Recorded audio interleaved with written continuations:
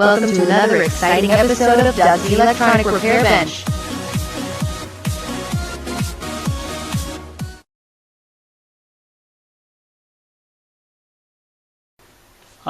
Good late evening to you, YouTube.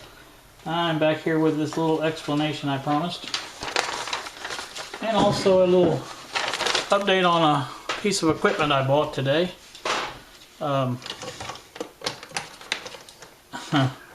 When I stated that there was nothing running from the probe to the input of the meter circuit, that was true.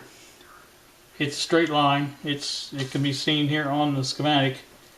If you follow this probe, well, let's see. I don't know if you can see that or not. Anyway, if you follow this probe tip up here, go around here to this switch, and if it's switched properly, it goes right to the tube. Well, there's a 3.3 meg, but I mean that's where it goes to, right there directly. There's no capacitors, no resistors, nothing in there. And so you can see that's the case. But what I failed to mention and failed to realize is that these voltage divider parts here are connected in there too. In fact,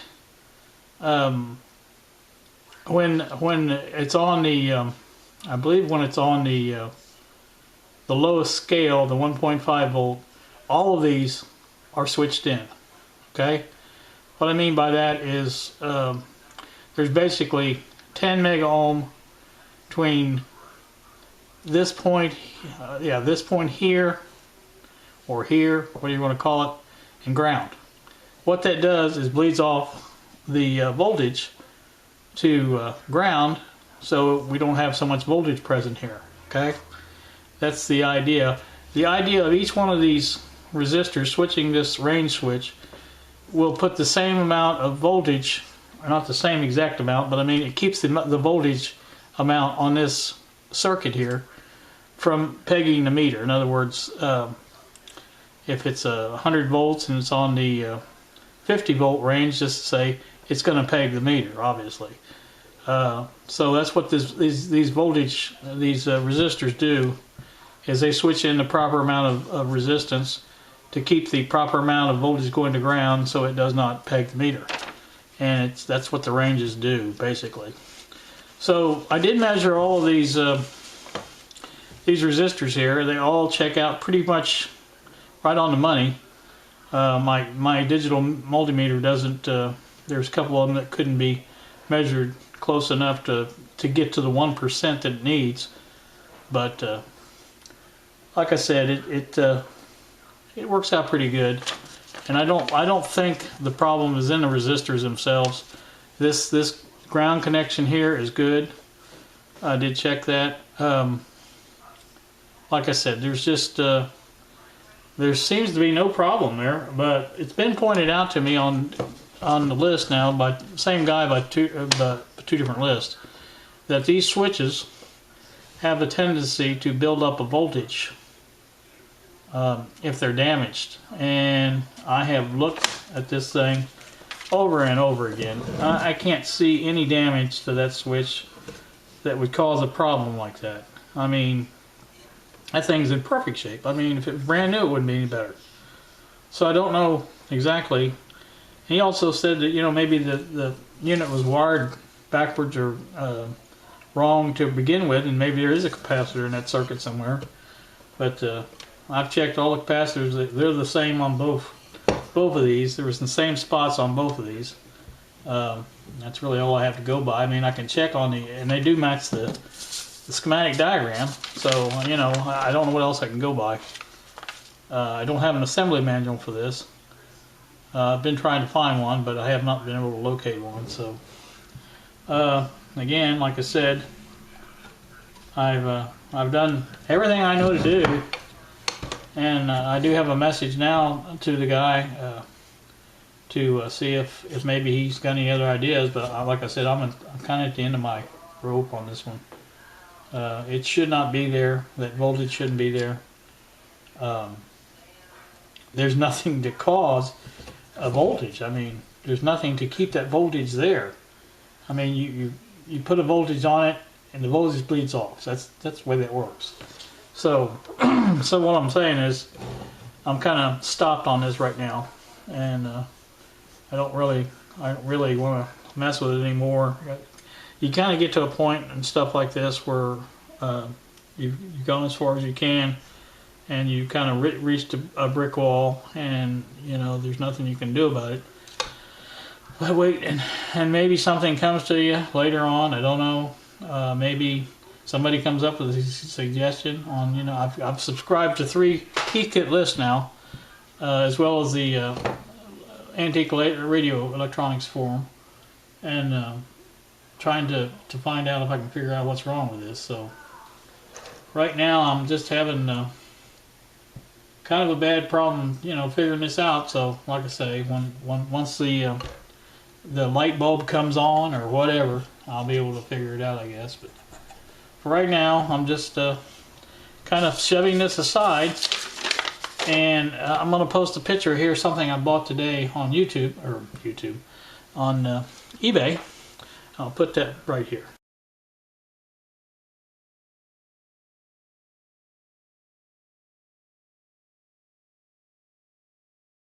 What that is an isolation transformer with a built-in variac. And for you guys that don't know, you know, while I'm saying things like that, what I mean, it's I think I've explained the isolation transformer before. A lot of these chassis, on these old radio chassis they work on, are what they call AC/DC sets, and one leg of the this line cord is connected to the ground. Depending on how you plug it in to the plug, it may be live, it may be grounded. That's the way that works.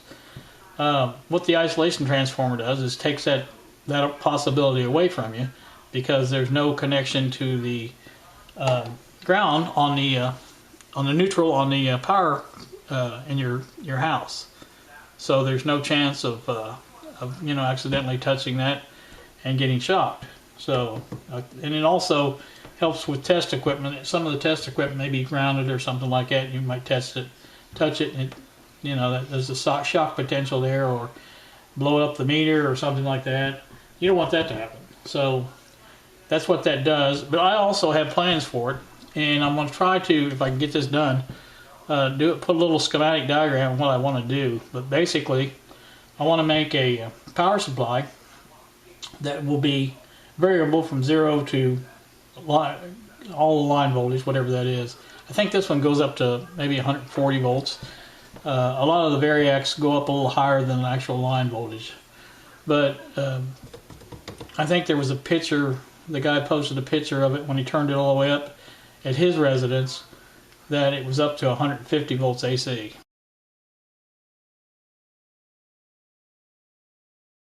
Anyway, that's adjustable. That, you know, that's no problem. I'll have some meters on it, panel meters, so I'll know the voltage and the current, things like that. Also, I'd like to rectify that supply and make me a variable DC supply.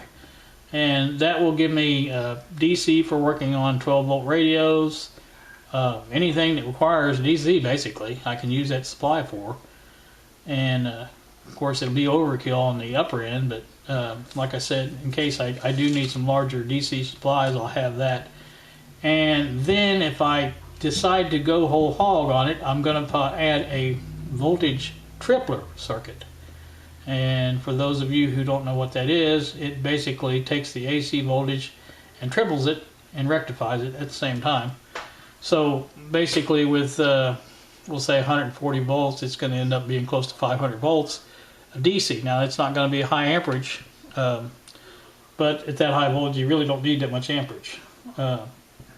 Those high voltage supplies, like on B plus supplies and old radios, 300-400 volts, and it really doesn't take that much. It's just for testing purposes only, what I want to use it for. Obviously, if there's something wrong with the radio, you want to fix that. You can't very well plug a power supply into it just to supply the B plus to it. But anyway, that's the plan on that. And like I said, I won't be able to even pay for that until next Wednesday when I get my check. But it'll be here sometime, probably in the It's coming from San Diego, so it'll be probably the week after then that I get it. It does have a little rust on it. It is used. You can see in the pictures if you look at the link, or if I post them. They said it does work, and they had meters hooked up to it showing how it worked. And that's the rust doesn't bother me that much. I can clean that off. It's as long as it works. That's all I care about. And I always wanted a variac, and of course I needed an isolation transformer for this work, and so now I've got both, and I've got it at a good price. The guy wanted $85 for it originally, $84.95, something like that, and I offered $70 for it, and he came back with an offer of $80, and I told him, how about we split the difference at $75, which he did. So I got it for $75, and that's a pretty good price on variac. Variacs, and the other thing I forgot to mention, it's free shipping. So that's a really good deal, I think. So I'm hoping it'll turn out to be a good investment for my shop. So this is also, I'm gonna need a cabinet for it, and I've seen some of the ones that people design online, and I want something like this, metal. I want something about this size, and something the transformer itself may be a little bit bigger than this, so I may have to get something a little bit bigger. But I think I'll find either a piece of old test equipment or something I can tear into and change it around. But that's the plan on that. And then once I get it set up, I'll probably put it over here on the shelf somewhere to where I can, hook to it and do whatever I need to do. So that's the update I guess I wanted to provide, and I hope that explanation on this meter tells you where I'm at on that and why I was wrong on what I said yesterday. Wasn't really wrong, like I said, there is a direct connection there, but at the same time there's different components that work there besides just that direct connection to the tube. So like I say, that explains that, and still waiting on my other pots I should say. And once that comes in, I can finish this and hopefully get started on the KG625. I've got things to work on. I just need to. I'd like to get something finished.